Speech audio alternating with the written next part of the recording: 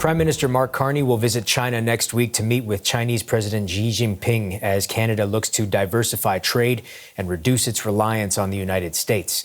Officials will discuss everything from trade to energy, agriculture, and security, among several other things. Now, this will be the first visit by a Canadian Prime Minister to China since 2017, and it is meant to reset ties between the two countries.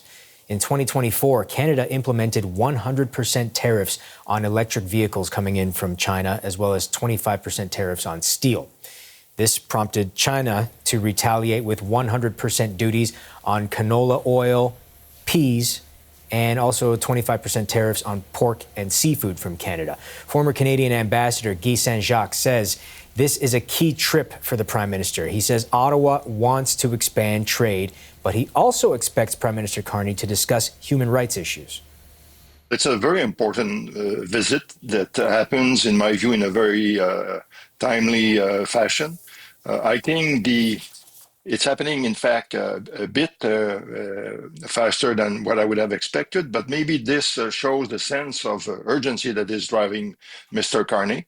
And because it will be an official visit, that means that he will have quite a lot of time for discussions with Chinese leaders. There will be a welcoming ceremony that will be presided by Premier Li Qiang. It will be followed by a tête-à-tête and an enlarged meeting involving all the delegation that comes with the Prime Minister, probably a signing ceremony, a press conference. He will then meet with the President. And of course, the Office of the Prime Minister says that the focus is on expanding trade and so on, but it's also an opportunity to discuss big political issues. We know the support that China is providing to Russia in Ukraine, the close links they have with North Korea. And of course, the Prime Minister will want to call on China to maintain the status quo with regard to Taiwan.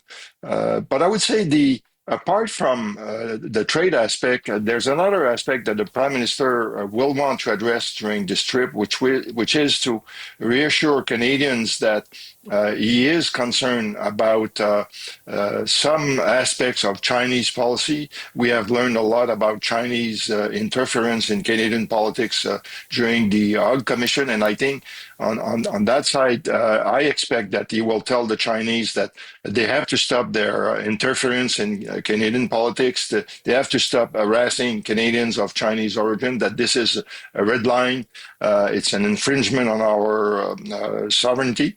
And I think also in private, he will raise human rights issues. He will talk about the preoccupations of Canadians with what's going on in Tibet and Xinjiang, and he will probably also raise the case of Jimmy Lai.